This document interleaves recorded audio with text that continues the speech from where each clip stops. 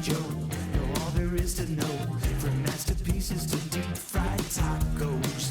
And if the movie sucks, you might hear them say, there's no telling where the guys will take you. Get ready for a spoiler. Won't say it twice, cause we already warned you. Better watch out, it's gonna ruin the plot. Real spoilers.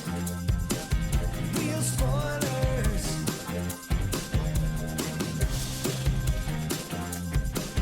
Real spoilers.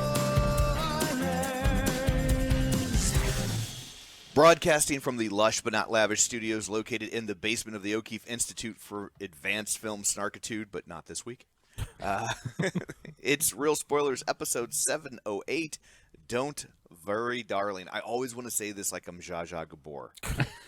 I don't know why. Oh, okay. Because she would always say darlings on everything, and so I would be like, don't worry, darling. Like, I don't know. Because I'm 52, and that's the happy, pop culture... Happy belated birthday. Yeah, happy belated birthday. Thank you. The only one of us not in March. Yeah, I wasn't fishing. I almost said something on the group post about how, Tom had to go and not have a March birthday. All of our hosts, our past hosts, 4 of them are in March within like a week of each other. And then Tom goes 6 months later. Yeah. Oh my gosh. So I want to do the math. Was there a reason all your parents were like boning each other? And what's that work out to be? September of 81. Yeah. I don't know. Was there something going on that you were the I one? know. You were the only one that was there, Tom. So I have no idea. Yeah, I would have been 11, 12, depending on how long your respective fathers could last. Go grab your almanac. Yeah, go figure it out. I know now. I'm like, was there like a nationwide blackout? Like what? Like I don't know what. I mean, it's worse for us September birthdays because we know what's 9 months before September, and it's the holidays. Yeah, it's like well done. Yeah, everybody's off of work. Yeah, I'll make it even worse. That's Nicole. I'll introduce her now. She's our guest, so she's chiming in because she's also a September baby apparently. And I only have one sibling, the sister. She's 6 years older than I am. All I can think is that New Year's Eve, right? Like it was just like, sure, why not? What else we get? What else? The balls dropped, and now I'm. Yeah, they did. What else are you gonna do? Yeah, it's so.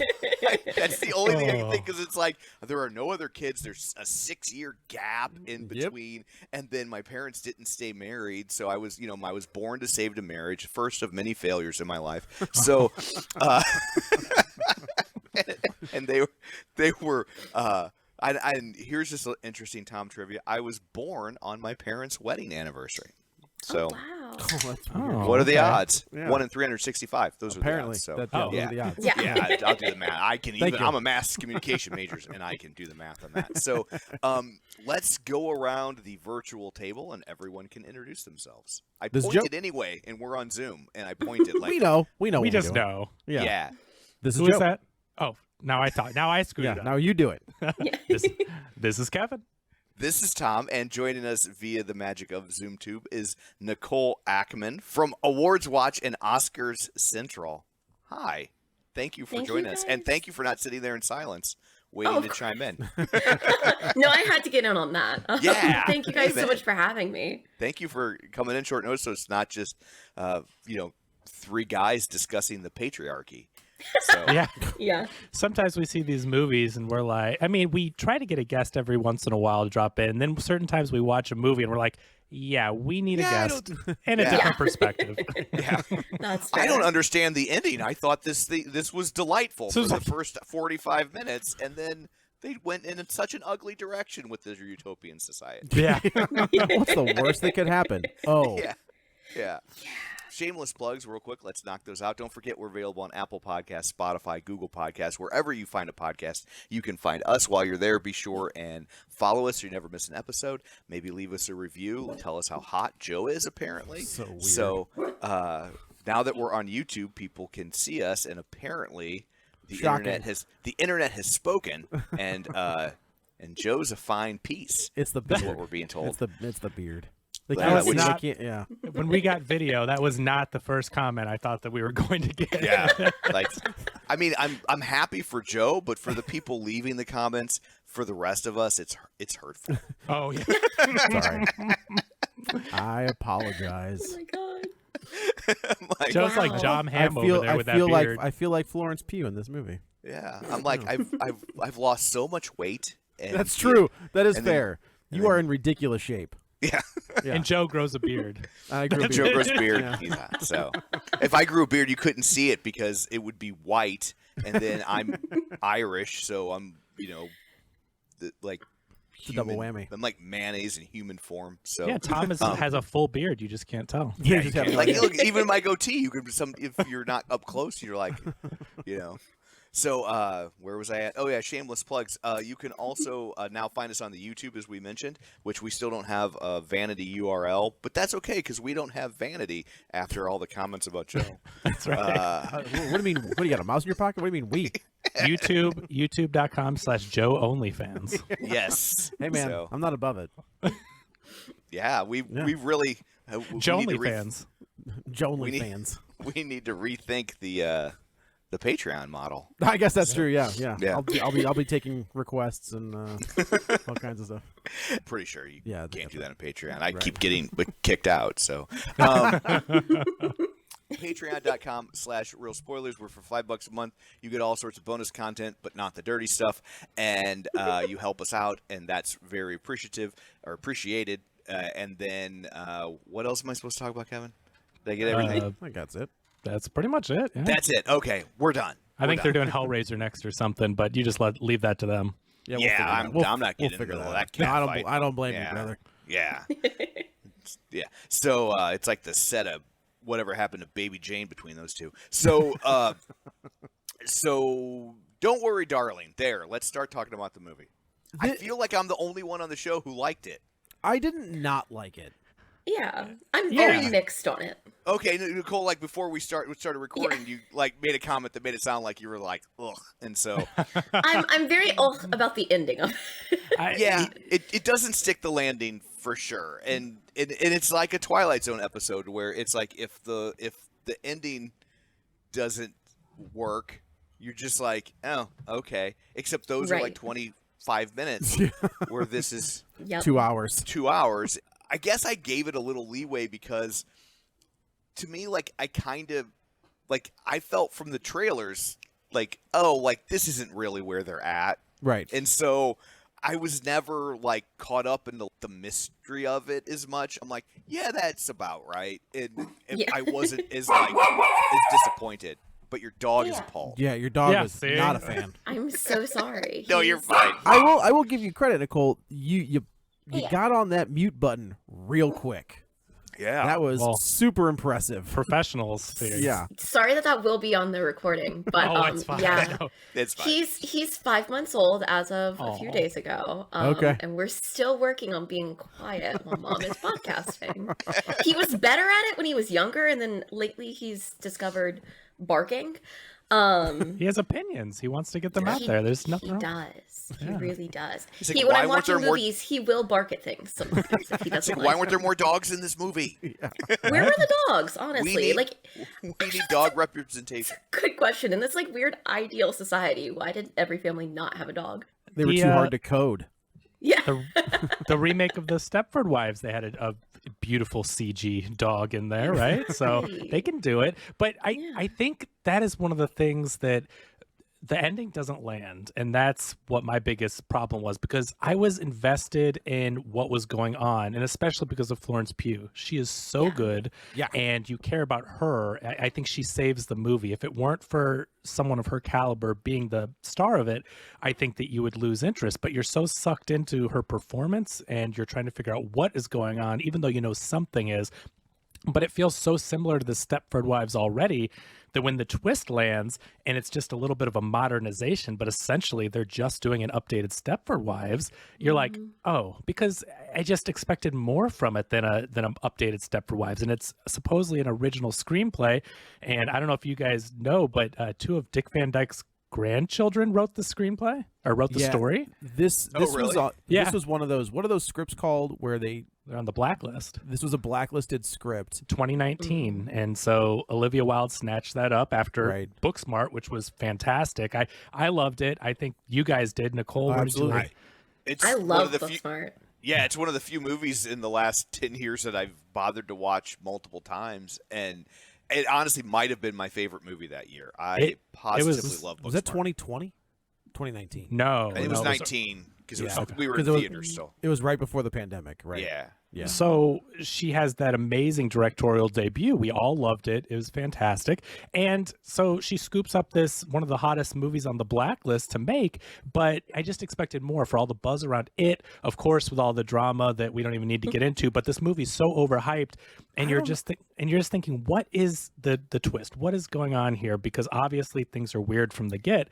And then when they reveal it, I think it was kind of a letdown. And so when it doesn't stick that landing, you just feel like, well, what did I just watch? I was so invested, and now I'm like, oh, that's what it is. And we've seen it in things like The Matrix. We've seen it in movies like Serenity, which we just covered a couple of years ago. We've seen other reveals that are similar in The Village. And so I'm not saying this movie... That Hugh Jackman movie was like... Wasn't that Serenity? Was that Serenity? No, it's McConaughey. Oh, that's yeah. right. Oh, but there was that Hugh Jackman movie that was really bad. Reminiscence? Reminiscence. There we go. How odd that I couldn't remember the name of a movie called Reminiscence. Yeah.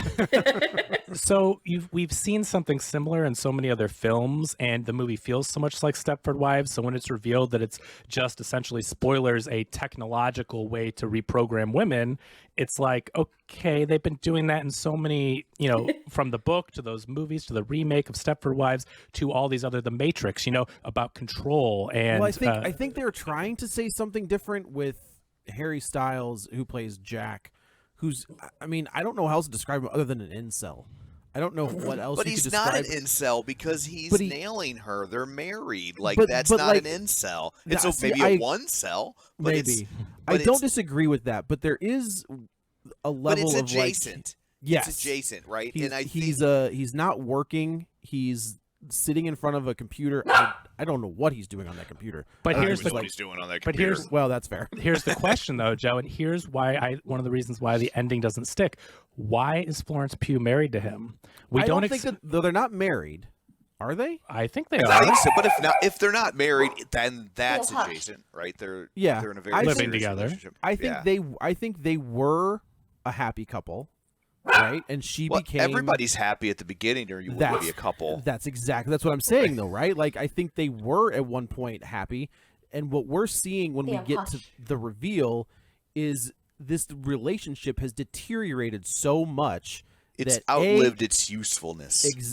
For her especially. Well, yeah. Where he can't keep up with her anymore, right? And there was a time when she was in med school, or when she wasn't this brilliant surgeon that I guess she's a brilliant. They tell us that she's a surgeon. I assume. We didn't see if they lived. I'm assuming. Yeah, I guess that's true. She did say, "I'll see you later," after she sewed that guy up. We don't know what happened. It's a good sign. You don't. Well, she didn't say to the patient. She said it to the other people in the room. That's true. So I think for this movie to work, oddly enough, it needs more time outside of Utopia. I agree. That's what I'm saying, right? Yeah, because we question what the character dynamics and the relationships, and we don't get that, and so we're just like, oh, it just ends. You've brought up something interesting. You've given us this reveal that could be very interesting, but then just end it. So without exploring it, it feels kind of like all these other twists we've seen before. Yeah. I also just question, and I think like my biggest issue is I think the script, particularly for how many rewrites it went through, is still so messy. Agreed. But like, why does no one presumably notice that she is, gone, essentially? Yeah, that's a great point. She seems like she's on a friendly basis with people at her work. Like, are we supposed to believe that she has no family or friends who would, want to check up on her? Well, did you guys read about the original script? No. So I've got an actual explanation I don't have an explanation for that in this script, but I do have an explanation of kind of where they were going. There's an article from Variety that I guess they got a hold of the original script, and that from when it was on the blacklist, somebody read it and wrote it about it. This is an article from Insider. referencing the article from Variety because that's what I pulled up first. It says the ending was a lot clearer in the original script. That's right. When it came to the ending, a complete overhaul was done. In the script's ending, the big reveal that Alice, who was named Evelyn in the original script, is hooked up to some machinery that puts her in an alternate reality that is more fleshed out.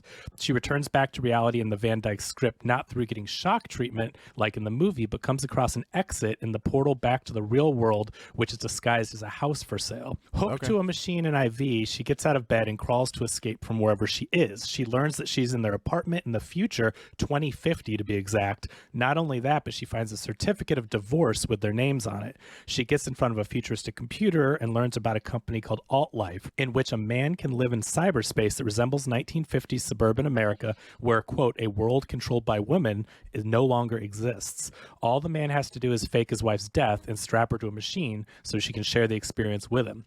Alice then finds articles saved with headlines about her going missing, the police searching for her, and finally thousands mourning when the search is called off. Alice hears Jack return home, plugs herself back into the 1950s before he's aware she's escaped. Back in the 50s, Alice attempts to escape for good. Jack figures it out, and along with the other men in town, takes her for the shock therapy. Things go back to how they were, Alice being submissive, very similar, but that's all a ploy. One night while seducing Jack, she knocks him out with a shovel. He wakes up tied to their bed. She pours scalding hot coffee. Hang on. What kind of sex are they having where there's a shovel there? Hey, whoa. I'm not trying to kink shame. I just really want to know. Literally, where does the shovel come from? Am I missing out on something delightfully dirty? Do I need to incorporate a shovel and do I'm just saying, maybe you get some sort of like snow shovel and just take a swing and see what happens. Maybe it's hidden somewhere. I'm going to presume it wasn't part I will of the also act. say, if you're going to do that, Tom, make sure you ask first. Right. Consent is. Do you hear? You hear that, right? Yeah. Yeah. I think it's the smoke alarm in the hotel. Oh no. Oh. I don't know what that is. That's 2 episodes in a row, Tom. Maybe I'm not the one that's. I'm not the one that's hot. Hang on, let me call the front desk and see what's up. Damn. On the other line, like, get out of the hotel. I like how the universal for smoke detectors going off is, why is that going off? Like, no one actually follows what the point of it is. It's always, that must be accidentally going off. I know, right? There's nobody answering the front desk. I assume either because they're on fire. They're charged to a crisp, or they're getting so many calls. But if they're charged to a crisp, then the fire's in the lobby, and what the f am I going to do? So we might as well. I'm on the top floor. What do you want me to do? Well, I'm not on the top floor. Oh, sorry. I don't got that kind of money. So she reveals that she knows all about Alt-Life, but Jack says he has no idea what she's talking about until she attempts to ram a broomstick handle up his behind. Whoa. Jack then finally admits that at least it wasn't the shovel, right? Yeah, he's not an incel anymore, buddy. Jack then finally admits they're living in a simulation. She asks him why he did it, and he says he just wanted them to be happy again, and her work became more important, which led to their divorce. Jack tells Alice where the exit portal in their house is back to 2050. She leaves him. Sounds like she already found the exit portal. She sure did. My drift. She leaves him and goes back to the future. Meanwhile, Jack finds a knife, cuts himself free. She's in her home when he appears, so he gets out. They have a physical fight, which leads to her stabbing him with a kitchen knife, which sounds like old Frank's ending here. And then back in 1950s, Bunny finds Jack dead with Alice unconscious next to him. Alice wakes up back in a hospital in the 1950s. She's told she killed her husband, and she dreamed up the future, quote unquote, where women were empowered. And then the final scene, Alice sits in a courtyard of psychiatric ward. Bunny comes to visit. Previously, Alice tried to convince her they were inside a simulation, similar to this movie, this version. Bunny shows up with flowers before she leaves, leans in, and tells Alice there's an exit portal right behind them. Bunny leaves Alice, in a sign of renewed life, begins to slowly head towards a door. I mean, it's similar, but there's bits and pieces in there that are... It feels like they made it more about, like, they left it a little bit more ambiguous as to whether or not they were actually in an alternate reality. I like the idea that you would be going back and forth, being like, wait, yes it is, no it isn't, yes it is. Like, and I think I think that they explore more of what's going on outside of the simulation, which adds a little bit more depth to it. And then there is that idea of the gaslighting. This film really doesn't let the audience in on what's going on, even though we all have our guesses that something's off, of course, but you don't know until the very end, and then it speeds it along so quickly to where you're left asking these questions about their relationship and what does the cult look like outside the simulation. We never see them. Yeah, that's my biggest complaint is when you get to the very, very end of the movie, right? And she wakes up. Yeah. And then it just ends, and that felt lazy. You know, like I didn't expect them to have like a PowerPoint presentation and a TED Talk where they explained how this all worked, but I wanted some insight as to like, okay, but she's still got to get away from these people in that's a good point. Real world. Because Bunny does say they're coming. Like they're coming to kill you in your real body. You have to get out of there, which is why she's waking her up. But that's a good point. Is she does at the end of the last thing we hear is Alice, taking this big breath, and then it's over. So, but she's tied up. Is she tied up? He strapped her down. Oh, I think you're right. She strapped her down with cuffs, so right. She's tied up. How is she going to get out? They're coming for her because they know that she knows, and she might escape in the real world. Right. So she's also now tied up next to a dead man. Yeah. Also a good point. Even if they don't come for her, like that's not going to go well in the real world. I mean, on the upside, she is tied to the bed. So it's like, how am I supposed to kill this guy if I'm tied to the bed?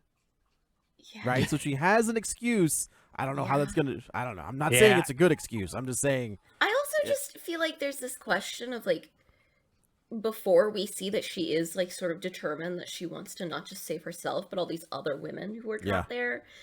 And then like, who knows if that ever happened? Well, that's another question. They don't need to answer all the questions, but they bring up so many rapid fire at the end, and then you're left asking, well, how does this work? So at the end of the movie, I know we're kind of going in reverse, but maybe it works this way. All the women start to seem like they're almost waking up. Well, Bunny does. I think. Well, Bunny Olivia is awake Wilde, the whole time. Which I think is fantastic. Like I kind of dig the fact that when we get the reveal that when Alice starts telling her everything, she's like, "Yeah, I know." She's like, "Yeah, but your kids," and she's like, "They're here, right? I didn't lose them." And I was like, "That's kind of insane." I mean, it's not kind of; it's insane. But that's one of those instances where you're like, "No, I get it." Yeah. Like if this woman lost her children, we don't know why or how, but the fact that she can keep them as children, they're not going to grow up in this world, and she gets to be a mom to these two kids. I think that was that was the reveal where I was like, that's kind of great. Right? When you see this other character who's always pregnant.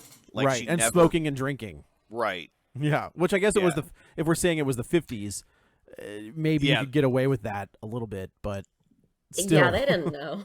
Yeah, right. But that's where the film starts to get really interesting, right? It's the character and motivations of Bunny. I think this might have worked better as a TV show. Maybe. Where you could explore, like go off and explore these other characters, because I was interested in that. I was also interested in their relationship in the real world, and how it got to where it got to. Yeah, because I think that like there's a dynamic there that I think you're seeing more and more of, which is the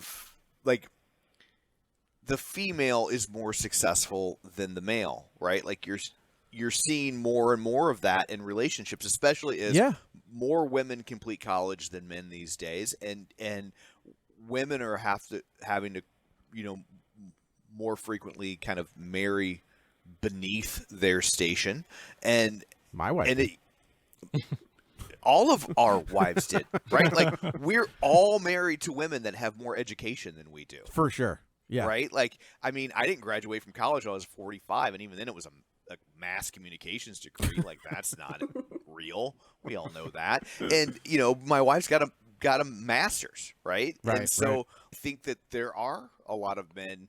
And this is where, like, he's not an incel, but like I think there are men who, as their wife becomes more successful, and she's the one bringing home the money. I think that you're not wrong. Rubs them the wrong way. I also did notice, though, in his like questionnaire that he's like answering about while he's like getting it all set up and whatever, it's like, you know, like her name, whatever, and then it says pre-existing relationship, and he says yes. That's pretty creepy. Oh, that is brings a up weird... the question of that's not like it doesn't have to be Right, it's not a could deal say breaker no. for the And company. then I'm suddenly looking at like the rest of the couples in this simulation, being like, okay, so who here is not actually in a relationship in the real world? Like, who here just like I see what you're kidnapped saying. somebody? You just snatched Like, up some woman. Yeah. Yep. I mean, so I guess that's Nick part Kroll... of the rewrite. Oh, okay. Yeah. Because they're saying that this is basically a solution for people in unhappy marriages in the original concept, and they throw in that really creepy line of, are you in an existing relationship? Meaning this cult will just go out and snatch someone. But I guess I feel like everybody is, but I guess we don't know, right? We have zero idea. We have the no other idea. Well, Nick Kroll has interesting. Olivia Wilde Bunny, the character Bunny played by director Olivia Wilde, is Okay, so here's the aware. question though. So but they have is Nick Kroll aware? I think so. Well, the reason I think so is because I don't think this company would take on a woman as a client. Okay. Interesting. That's fair. I mean, Bunny is aware and she chose it. But her husband started the process. I don't think they'd let a woman bring a man in, but they apparently would let a man bring in a woman who was aware. Okay, that gotcha. makes sense. That makes sense. So I think, and especially at the end, the way that Nick Kroll They're very acts, open-minded. They'll allow women to consent. They just don't have to. Oh my God. But you see the way Nick Kroll acts at the end, stop her and all that. I mean, he is very. He's so great at being a complete douchebag. Like, oh, for sure. I love Nick Kroll. I think he's insanely funny. I think he's very talented. But he does have that. The League, his character on The League was my introduction to him. Yeah. And that has never left. If you've never seen The League, I highly recommend it. It's very funny. It is one of the funniest shows of all time. And I'm not a sports person, but I watched the entire series of The League and absolutely loved it. Paul Scheer, Nick Kroll, Jason Mantzoukas. The guy that lied about 9/11. 9/11, yeah. The comedian, whatever that guy's guy that name plays was. Kevin in the show, yeah. Yeah, it's a great show. I highly recommend it. And Jean LaJoy Yes.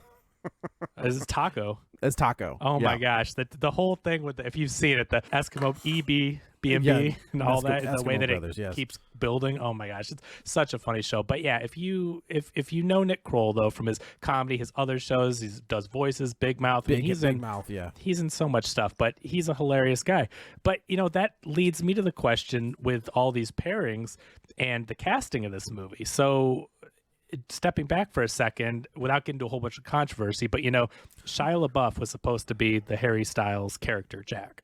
I think that makes more sense. I think it does too. When you think about the real world versus getting all fancied up, right? Because Harry Styles is suave, and they have to make him look not suave in the real world, where I could see Shia LaBeouf being the quote-unquote incel or whatever you want to say these guys are that are roping people into this. There needed to be more of an attractiveness level mismatch between these two. That's fair. Although, I will say, I do think that, the issue is that Shia LaBeouf would have fit a lot more into this, very little twist section at the end. The twist section, yes. But Harry Styles is perfect in this world that we're in. He in the fits. In the 1950s world? Exactly, in the 1950s world. I think he pulls all of that off so well, and he's so charming. I agree. That I think you can let yourself get a little bit comfortable in it for a little while. And, you can kind of fall under the spell of the two of them together, to the point that, there was a moment where I was like, is he in on it? Is he not? There were moments between them that it felt off. Their chemistry felt off. But after... when everything happens in the reveal, I wonder if that was a choice, because since they're off in the real world, subconsciously the chemistry was off because she was subconsciously already checked out in the real world. Does that make sense?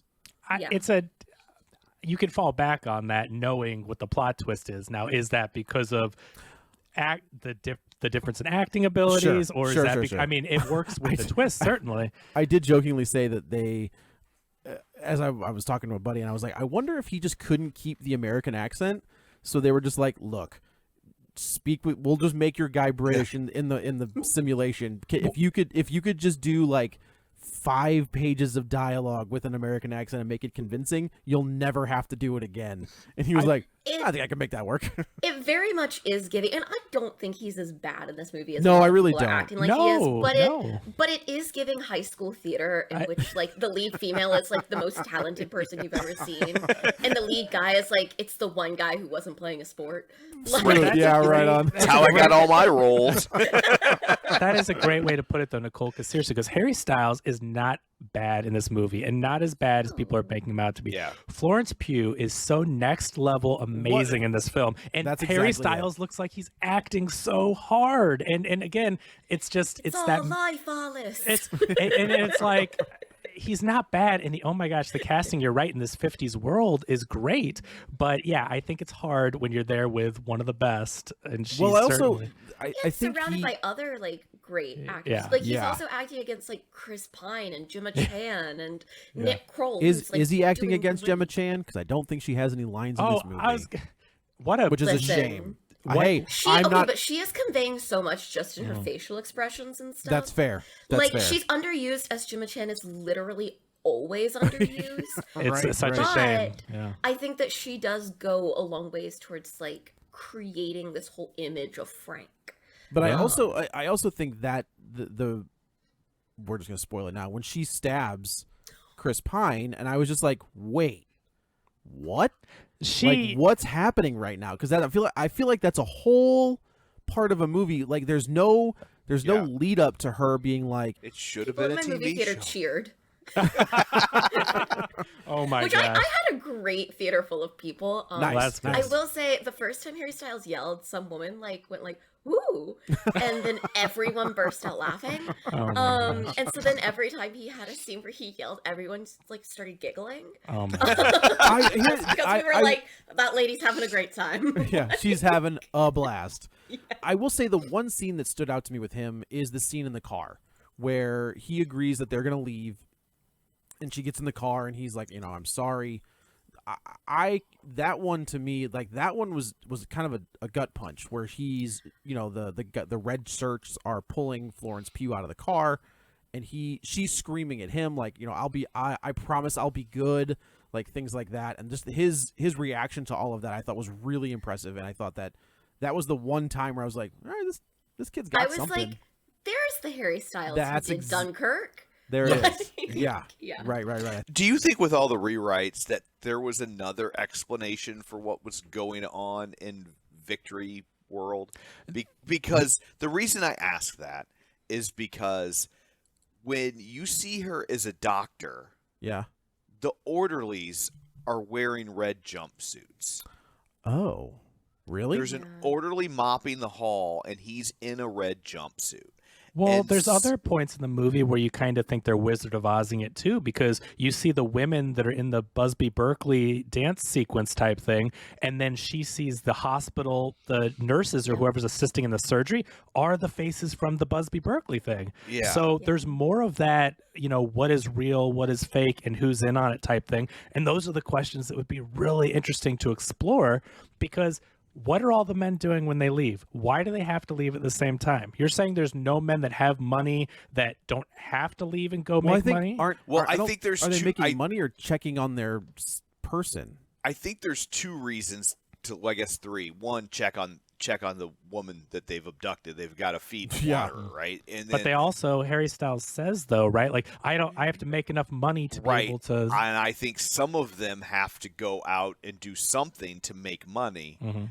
And then I think the third reason is they have to create the illusion of this lifestyle, right? Yeah. And the lifestyle is the accepted, let's just call it what it is, conservative. This is alt-right people. They don't say it, but like it is. The lifestyle they want to create is the man goes out and earns a living and the little woman stays home and cleans the house and does all that stuff. You see her vacuuming a spotless house repeatedly. So it's like, one, it's role play, right? Like they've got to leave because the man works 9 to 5, and that's just how that is. But some of them probably don't have the funds like Harry Styles, and so he's got to go out and do something. But you know also what would I have been think great though? So if there would have been a little bit, again, I would love the cult thing to be explored and to maybe see Frank and how he is outside in the real world. But what if when they left, the reason they all have to leave 8 to 5 is because Frank is having them do nefarious things, and that's part of their payment to be a part of this program. Something they would explore. What are they all doing? Oh, because Frank is It's like a weird mafia. Yeah. Seriously, your payment is now you have to go do hits or steal things or blend in and steal information. Something. Yeah, recruit more people. And I know we're writing it for them, but I wanted a little more than just they just all leave and it should have been a TV show. There's a lot of depth here. There's a lot of cool things that they could explore. Like if they treated this like Lost, where all of a sudden you get an episode that's just about Bunny and her husband or whatever. Yeah. So much more about KiKi Layne's character. Yes. Because we have this woman who's already sort of gone through this, but we see that she doesn't figure out a way out to the point where she's willing to commit suicide in this world, which do you think that she knew what the ramifications, because it feels like she's already got the out, right? She's already been out. Do you think that she knew the ramifications of killing herself inside the simulation, or she was just checked out? I don't know. But I'm also questioning, like, did she actually get out, or has she just figured out that this isn't real? I took it as she died, because in the movie, when I first saw it, without doing reading and talking to people, I thought that either Bunny or Jack said when a man dies in here, he dies in real life. But they aren't clear. That would seem weird. That's true. I would like explanation of why women wouldn't die, but presuming that they all die in there, then you never see Margaret again. Maybe it's the IV. But they keep saying that she's coming back. So it is a question of like. They say that, but we never see her. So I don't know if that's more gaslighting to keep her in check, because we end up seeing, once they do the shock treatment and the part where the red suits are pulling her out of the car and Jack turns her in, basically, we see the shock treatment and Florence Pugh comes back. She's been reprogrammed, and apparently her memories of what's really going on are erased. But at that point, knowing that people wait, but they're not erased, because they're erased for a second, but as soon as he starts singing that song, it breaks it. It breaks it. But that's fair. Yeah. Okay. So her memories have been erased, and she's back. Welcome home, Alice, and all that stuff. And yes, they didn't do a perfect job, because the memories are there triggered somewhere. But we never see Margaret back as and she's back too. But this made me question more things. Okay, why on earth would Frank ever let Alice back in that simulation after all that went down? Why? What is to gain? Obviously, once he sees what happens, he knows that was a horrible decision, but it just seems so unbelievable. This is what I think that's why they have the scene where he's like, you intrigue me. You're a fun challenge. Like, I think that's their rationale to explain that away. I still agree that, but I think also, I think the reason they let her back in is the same reason they let the other lady back in, is if they don't let her back in, what are they going to do with her? Yeah. Right? Like, if they don't let her back in, now they got to release her back into the wild, and she's going to be like, hey, here's some crazy shit that happened. Or they got to kill her. And so, and I don't think they're above killing her, but then what do you do with her? Now you got a dead body on your hands, and that's a whole other thing. So I think that's the reason is more just the logistics of what do you do? But that's also a question that could have been easily answered with one line of dialogue. Yeah. I also got major. Part. Who is that moron? That conservative. You're gonna need to narrow it down. I know that conservative, you still got to narrow it down. Motivational speaker. The Frank character is based on Jordan Peterson. That's Olivia Wilde said that is who she based him on, and then of course there were countless YouTube videos and rants going on and on about that and whatever. But it is very clear she's not necessarily sugarcoating what this is a statement on. And when I think he being Frank lets her back in is because Frank doesn't think that Alice is smart enough to figure this out.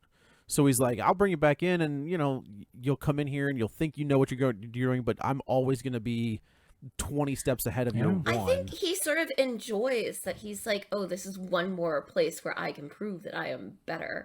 And like these other women, it was too easy. But with her, like it's a challenge that I know I can win. Okay, even though I he's get wrong. that. Yeah, you know what? And if it is a It's commentary, like hubris. that's exactly. And knowing that obviously these men think that they're so great and that they have the right to do this, the fact that they would then go and push it like that and in a very stupid way, all what they're doing is obviously horrible and dumb. But like the fact that they think, oh, but we could just throw this woman back in here and she won't figure it out. That is a good commentary.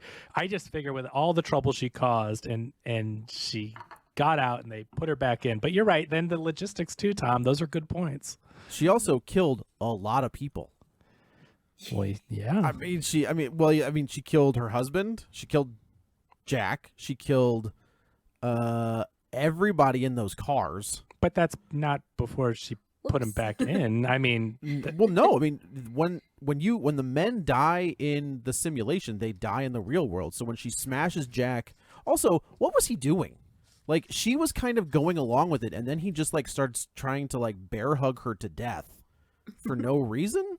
Like, everything she was seemed to be waking up working again. She woke up again when he played the record. The whole movie, she's humming this tune that she cannot figure out what it is, and come to find out in the real world, it's Baby Shark. No. Yeah. In the real world, nothing will get that tune out of your head. I know. No, it's awful. I'm glad my kids are older now, so I don't have to hear it anymore. So they dance to this song in the real world, and it's coming through, and she can't figure out where she's heard it before. And so when they're having this romantic moment, she's been shock treatment and reprogrammed, and then he plays the record, and then it comes back to her, and she starts having flashes of the real world and the Busby Berkeley stuff and the programming. And then I think he figured out, well, this isn't going to end well. Now she's back and she's going to take us home. Yeah, but she kills him. She smashes him in the head with the ashtray, which is just one of my favorite ways to like people die in movies. Yeah, because smoking is dangerous. It is dangerous. They've warned us. That's for years. That's the long game. Florence Pugh's like, no, I'll end this right now. Then she kills the doctor. Right, the doctor's in one of those cars that she smashes into. All of the men that were in those cars that were chasing them. When all three of those cars smash into each other, there's no way any of them survive.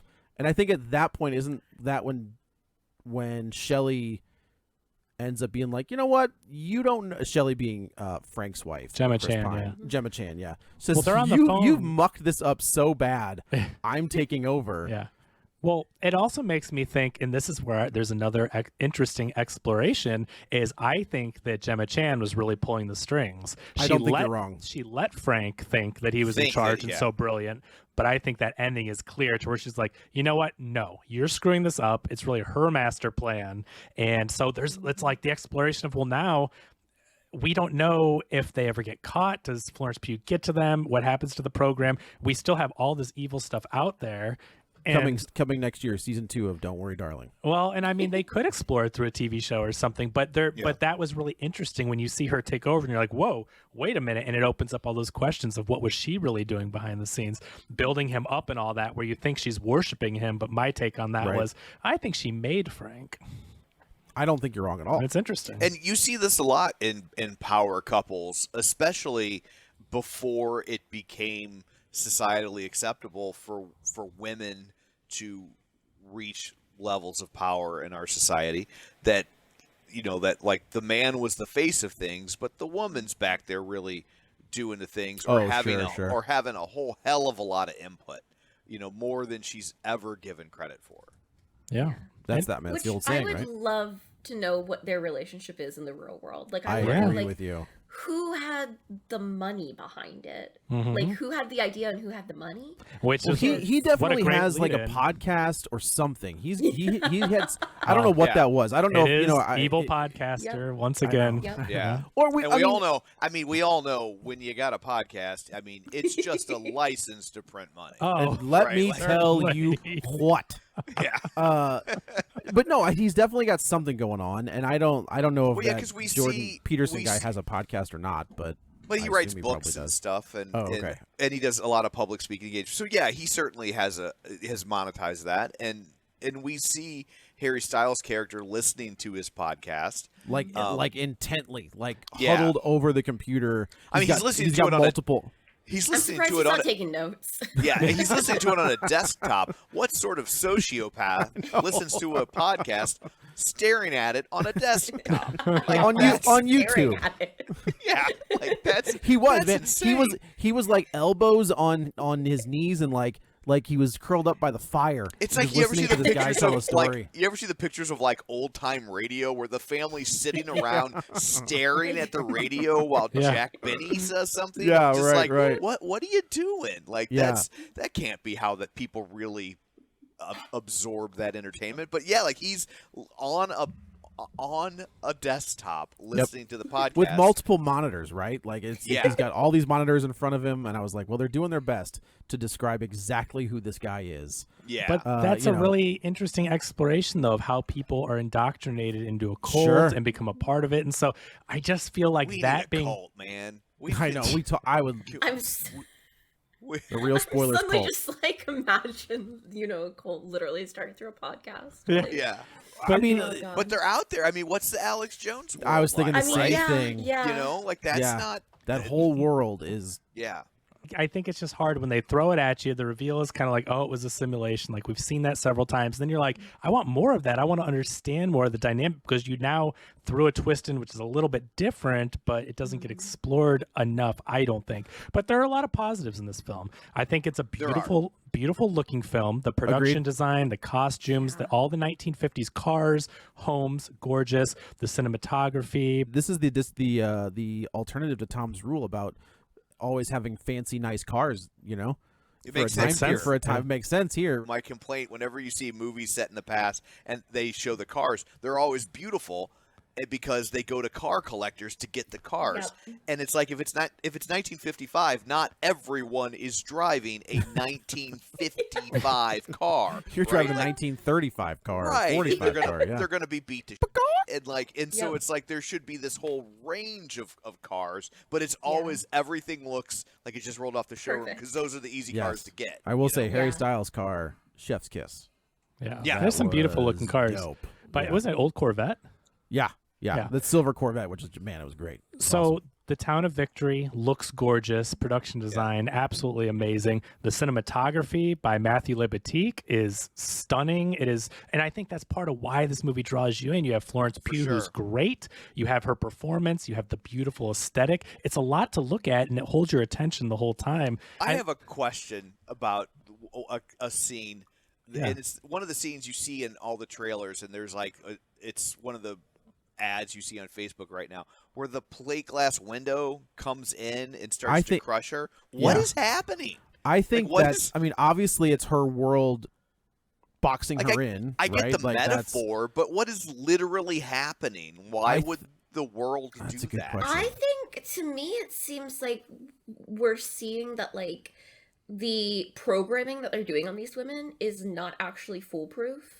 And to me it feels like it's messing with her brain chemistry in some sort of way. Oh, right on. That she's having these like hallucinations because she keeps having these like weird flashes to Yeah. the dancers and stuff. And I think that's another one of those times where like she clearly something has like messed up in how she's meant to be programmed. Where she's Well- breaking through. And you see that when again at the end, you see Harry Styles strapping her down, and he's playing a projection of those Yeah. black and white dancers that I call Busby Berkeley because they're all in a circle doing It's what those it looks stuff. like, yeah. Yeah, and a lot of people might not even know what that is, but it would be an old timey reference. So you Very see much so.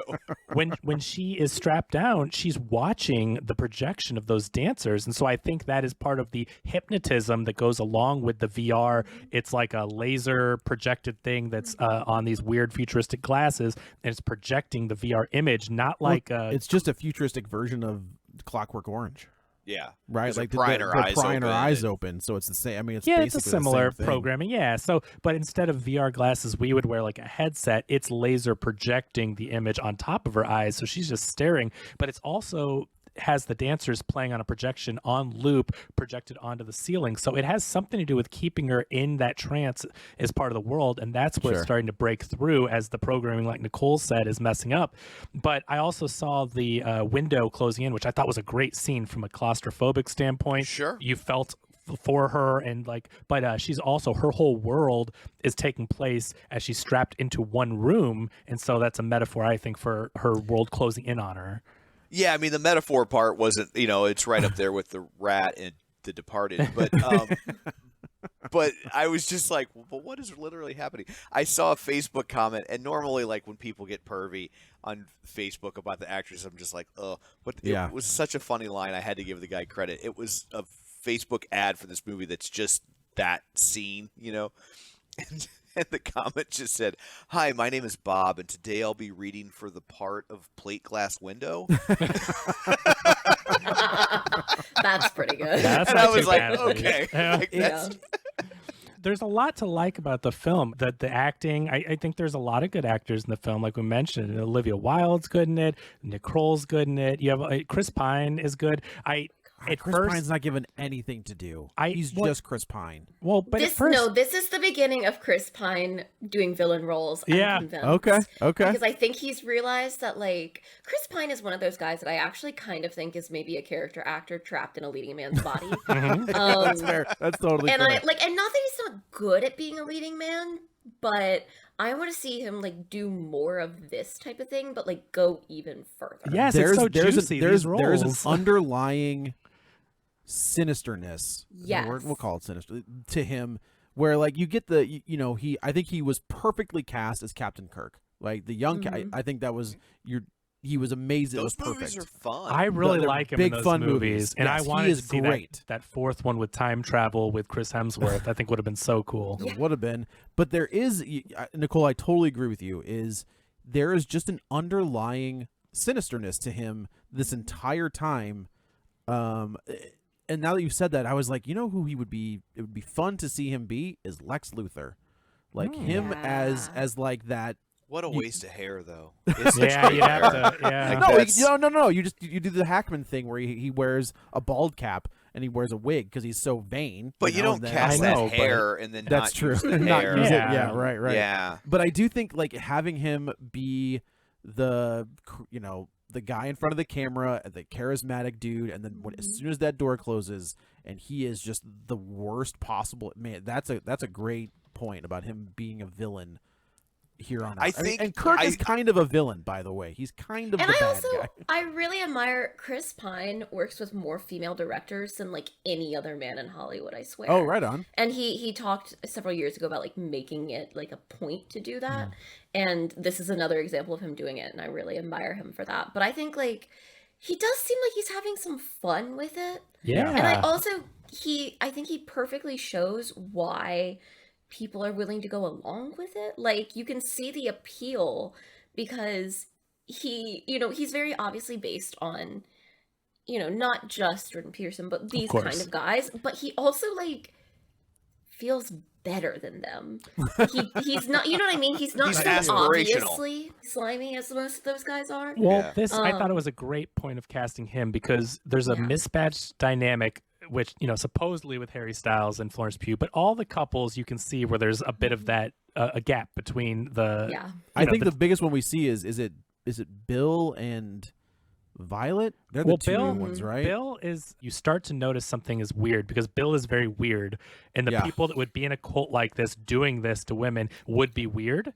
And Bill is the first one that doesn't have it together. Like, these other guys are hiding it pretty well, playing cool and suave and all that. Bill is the one I am convinced just snatched this woman off the street. I don't think you're wrong at all. I bet you Bill is a kidnapper one.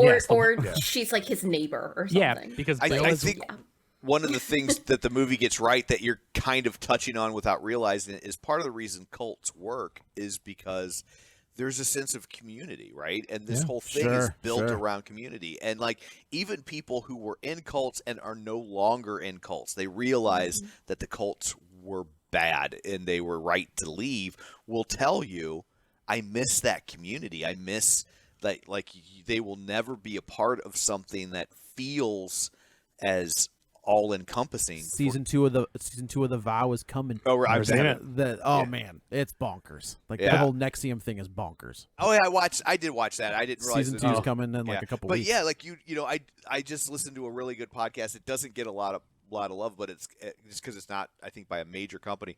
But it's called Worldwide: The Unchosen Church, and it's fascinating because it's about this church that's a cult, and they have a change in leadership, and then the new leader is like, hey, spoiler alert, we're a cult.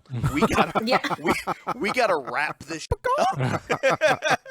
And he shuts it Listen, down. my that's whole crazy. Letterboxd review for this movie was just I would gladly join a cult run by Chris Pine. So like clearly they're pulling You know it what? off You're in not this wrong. film. You're not That's- wrong. that's Right? what- Like, Yeah, I'm with you. I maintain actually, and like I hope my feminism card does not get revoked for this.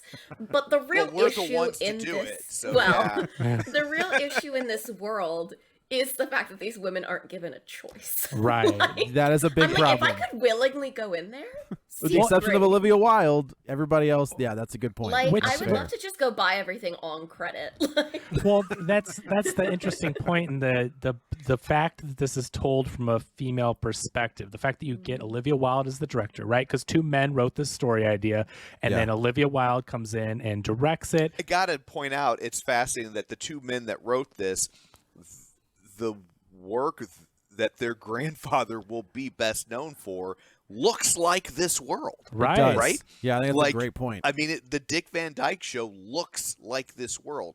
I This is just the find that fascinating. Americana that, Yeah. the perfect household life or whatnot. So yeah, but so you've got the men came up with this very clever idea, and then you have Olivia Wilde goes and gets the rights to it. She brings on Katie Silberman to do the rewrite. She's who wrote Booksmart with her, and so you get this female perspective, and I think they do a really good job of it. And one of the things that they're trying to say is that the men don't think that the women should have a choice in these things, and so you get that the whole point is that the men think that, oh well, it's their right, and the women should be happy to be there with them, and they should be the ones going out and Well, providing. I think their thought process is, well, I've given you everything. Well, you well, should be Harry happy. Styles says right? that. He's Yeah. like, I just Exactly. wanted you. I thought that you would be happy, and I do like her response where she's like, "Yeah, but you didn't give me the choice." The irony took it is away from me. he's not happy either, Right. Like Right. he has to go be miserable for 8 hours a day so he can come back and have. Really, how much time is he really spending in this world then?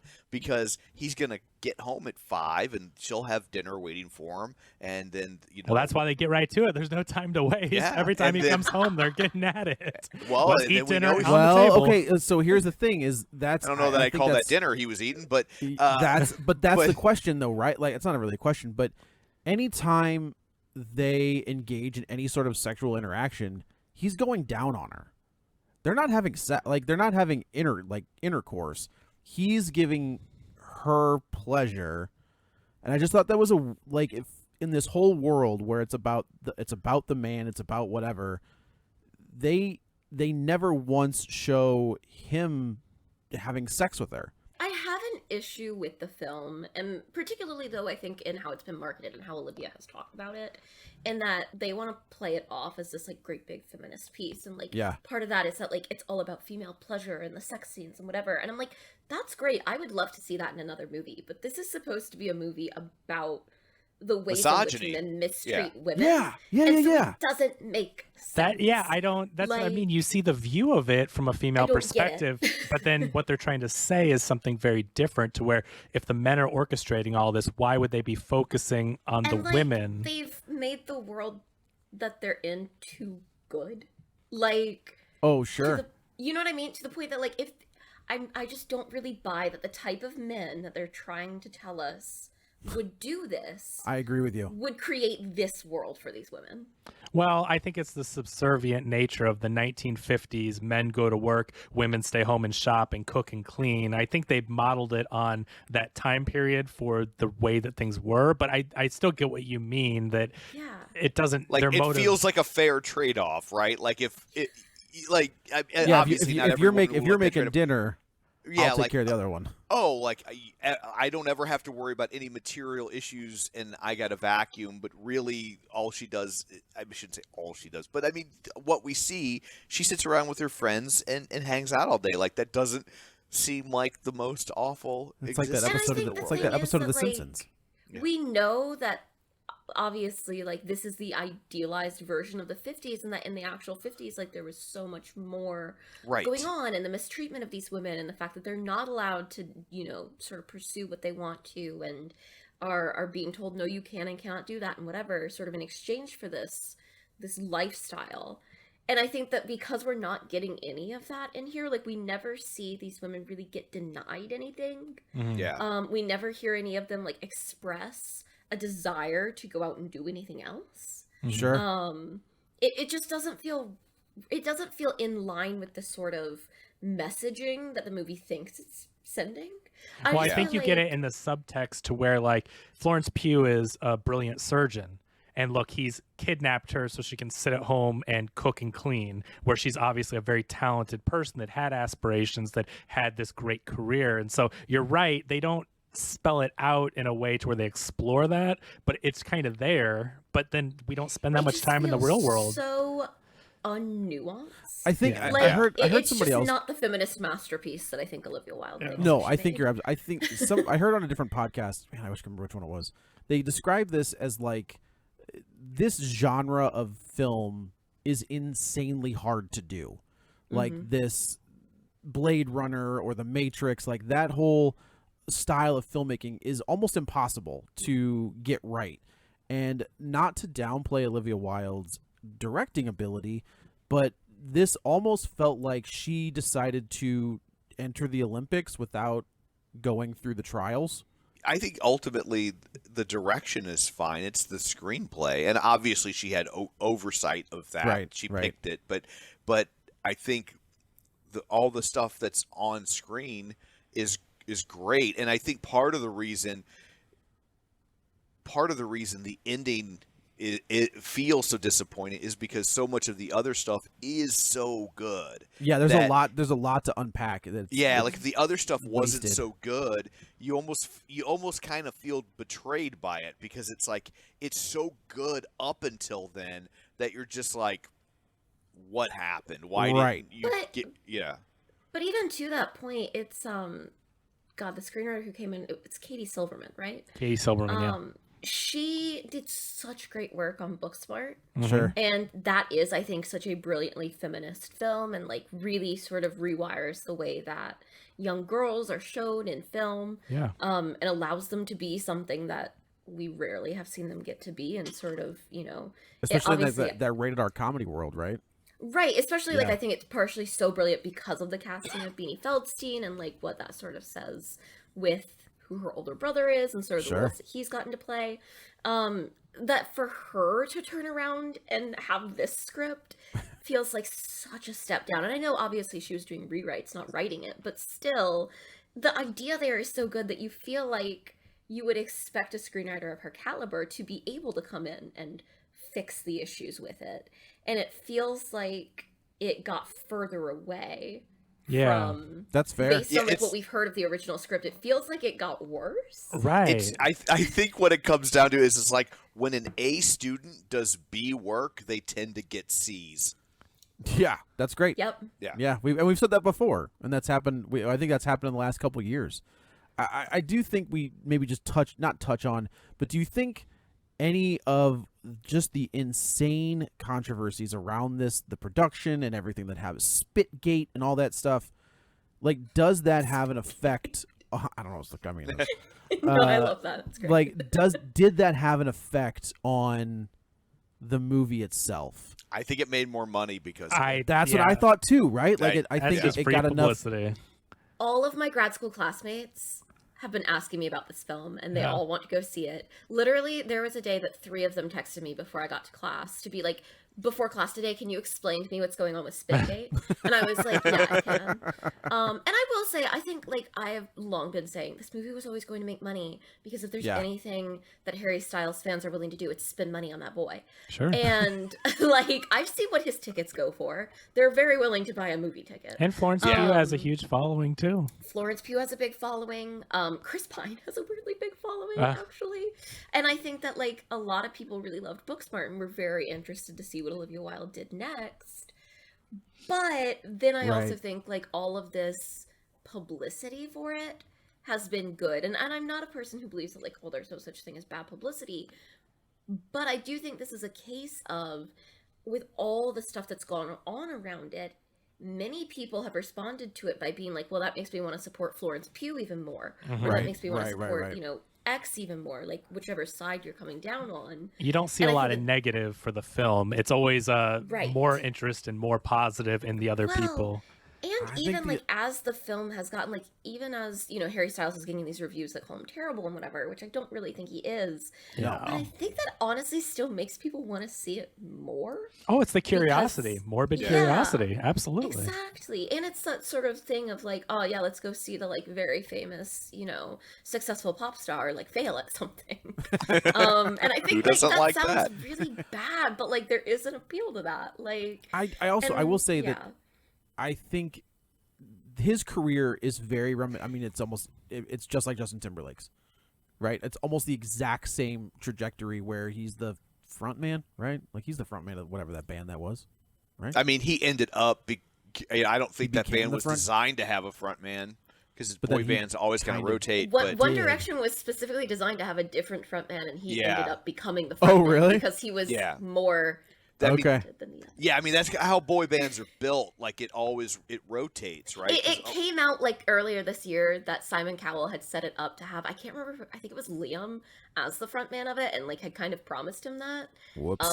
But then Liam is not front man material. Sometimes it just doesn't work out that way. Like, that sounds mean, but like where is he today? Right. No, that's a fair statement. But I will say that's like Justin Timberlake. I mean, honestly, Timberlake is the exact I know same way. people are going to see NSYNC come back together, whatever, but really, who broke out of NSYNC? It was Justin Timberlake. It's how it is in a lot of those. Look at Beyonce, right? I mean, Justin Timberlake similarly has had like a weirdly good film career. That's exactly my point. I like Justin Timberlake as an actor, and I think when I saw him in Alpha Dog, I was like, this guy's good. He's in a Coen Brothers movie. Like, True. That's insane. That's insane. But that's my point. Is I think when Timberlake first started acting, people were like, "Good Lord, like come on." Yeah. And now look at him, right? Like he can garner. I wasn't though. You know, people do that. They do that without. But you got to give people a chance, because I don't disagree. That's like saying Pattinson. Oh, he was in Twilight. It's like watch some movies that he was in Twilight. I get it when someone like that goes over into acting, that there is a certain level of like, okay, well, he's getting cast just because he's a pop star, right? And there were probably more talented actors who've done their training who could have had the role, and there are certainly other men who could have played this role, but I also am kind of like, let's see how he is. That's what I'm saying, and he fit well. He was fine. So another question I had was with those earthquakes. So they blame it on Project Victory. So all the men that leave at the same time and their little synchronized driveway dance and all that stuff, you know, visually very cool looking. Again, Maddie Libatique is an amazing cinematographer, but they are saying like, oh, what's going on with Project Victory? And the women sometimes start to question it, and they're shut down very quickly. And you're led to believe that those earthquakes have to do with something that they're doing. I think some of them, maybe even Florence Pugh, question, are they making weapons there, or what is Project Victory? It seems like it's some sort of like nuclear. Right. It definitely has a Manhattan Project vibe. Yeah, very, very much like so. It feels They're like out that's in the middle of the desert. Yeah. Like, it feels like it's Arizona or New Mexico. It almost sometimes feels to me like they could have done something more interesting with this actually being truthfully in the time period, and like, are all these women actually getting, you know, some sort of poisoning because they're too close to this? Right. That's not bad. Yeah, it's not bad. Area? There's a lot of interesting ways they could have taken it. I agree. But so I kind of wondered, so what are the earthquakes then? And I wish they even gave us some kind of explanation, like smoke monsters. Well, no, but what the system being unstable for some reason. You know, what is happening? and what's weird with that doesn't make sense to me is the fact that the women all experience them collectively. Yeah, Because right. And like the men experience them too, because we see what happened while Yeah. they're because in the he kitchen goes together. That's Same right. with the that's plane right. crash. Yeah. Wait. Well, and I'm just like, well, with the plane crash, at least, like, we only really see Alice see it. And Right. with, like, whenever she has the blip and, like, the thing with the window, like, that's all her. Whereas with these, I'm like, if multiple... So I can chalk it up to, like, oh, it's, like, the programming's messing up, like, whatever. Sure. There's Yeah. a glitch in the, like, you know, whatevers.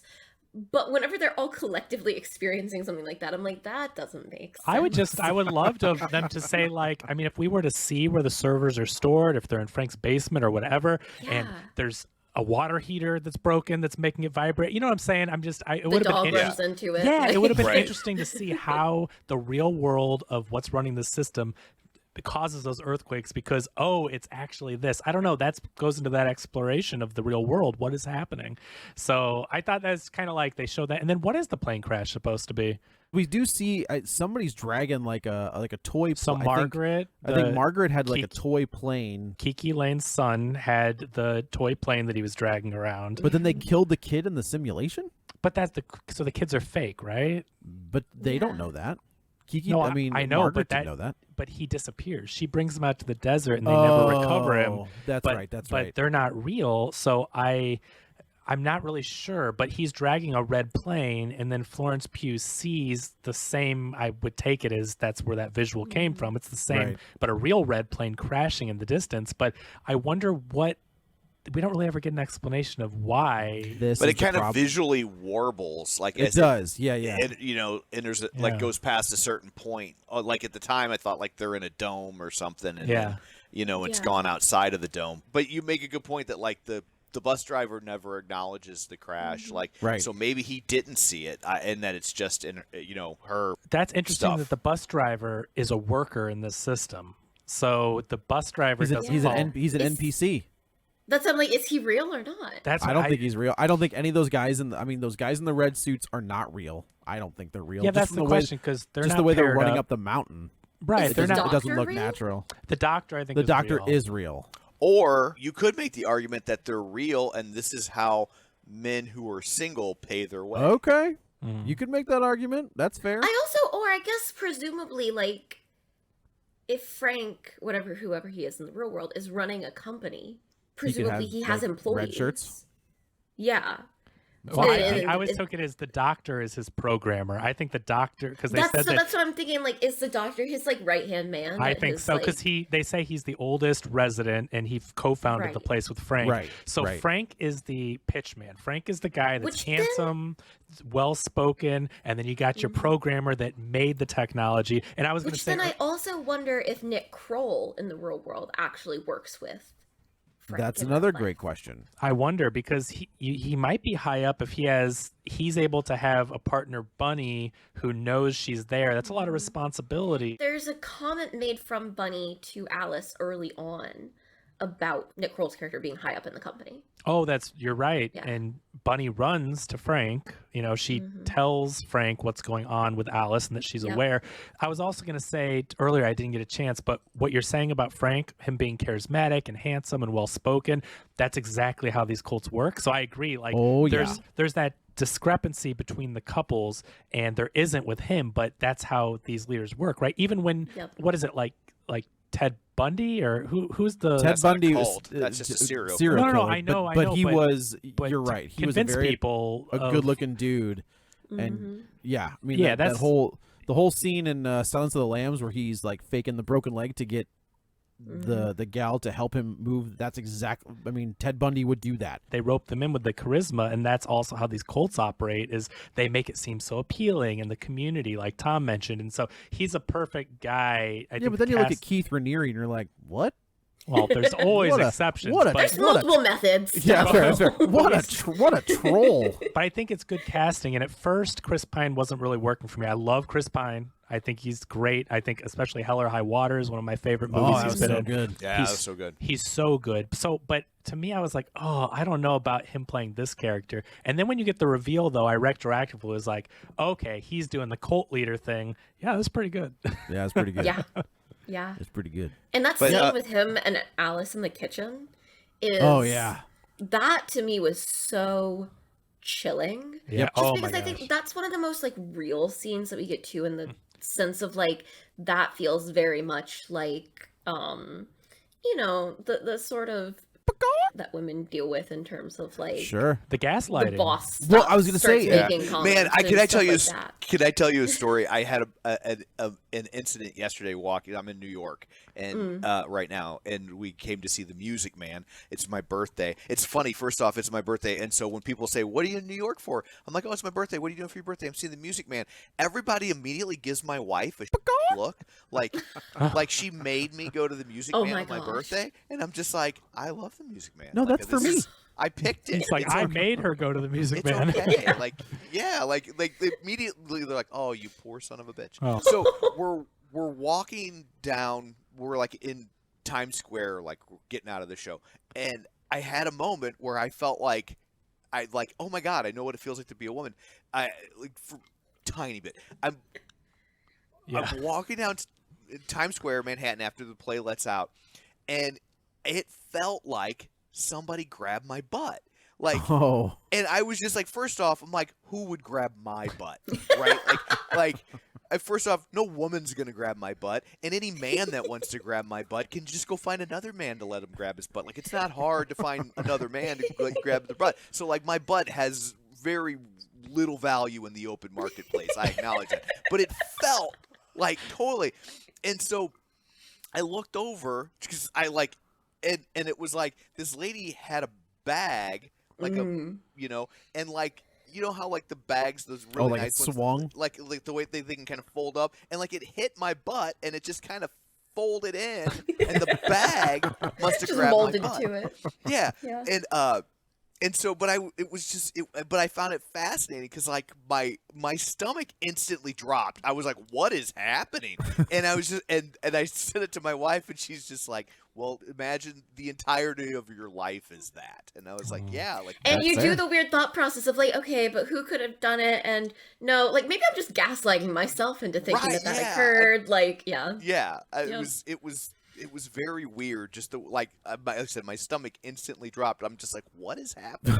I do want to say, Nicole, I think you are spot on about that scene. Is they do have this pretty impressive like back and forth, and you think that she's got the upper hand when they get to the table, and then Yeah. all of a sudden he starts gaslighting her to the nth degree. Man, he And plays it so since- cool. The and way that since he is not worried for one Nope. second. And And she since plays he her is cards who he too is, soon. she did Yeah. play him too soon. Yeah. Yep. But since he is who he is to these people, Yep. like they accept it, He's no the only- problem. He's the only celebrity in this world. Yeah, Mm-hmm. yeah. And I thought Nicole, that was a great call about both of those Yeah. scenes back to back like that.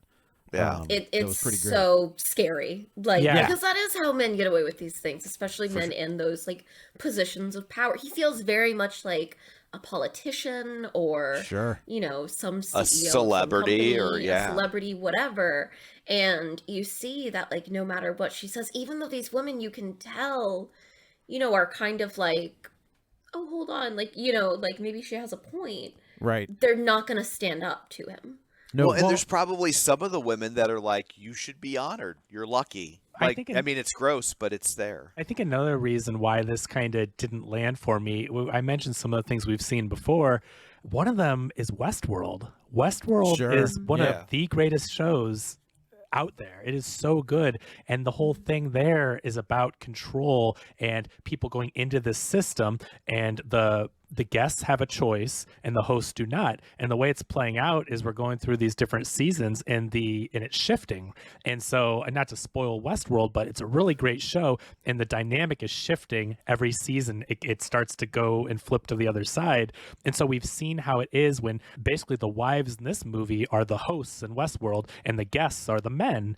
And we're starting to see that power dynamic shift as the seasons go on. And now the hosts are having control, which would be like the women then being the ones that are taking over and giving the men a taste of their medicine. We just wrapped up the third season, and so we've seen this play out over a series so well, and we've seen the exploration of that power dynamic, and we've seen it shift. So when you get the reveal in this one, I can see where if you haven't seen as many movies or maybe haven't just finished Westworld season 3, it might be a little more mind-blowing. But when we've seen it explored so well, it's hard to be wowed by it. And without the wow factor, it just kind of falls apart at the end. I keep going back to it should have been a TV show. Like I totally agree. There's so much potential for world building and the premise and all the other characters that they should have just done more with it. There's so much more they could have done that a movie almost feels like a waste. And in today's world, with prestige television being so good, you can really explore something like this in a way that's artistically interesting. That I think the subject matter. It used to be like you didn't have the money or the caliber of talent typically to go make a really good TV show with something like this. So a movie was the obvious place for it to land, when that's just not true anymore. And I think this would have been better suited for TV. Oh man, and now I don't want to forget other shows and stuff, and I definitely don't want to spoil it, but Severance explores similar theories. So for sure. I mean, we're watching all these TV shows that handle it so well, and yes, they're a little different, but they are very similar in the things that they're trying to say. And so, but in fairness, though, the two shows that you're quoting right now, Westworld and Severance, they also haven't ended yet. Right? So one of our complaints about this is it doesn't stick the landing. Well, those two shows haven't yet tried to land. So like we might end up in the same place with those shows when they're done.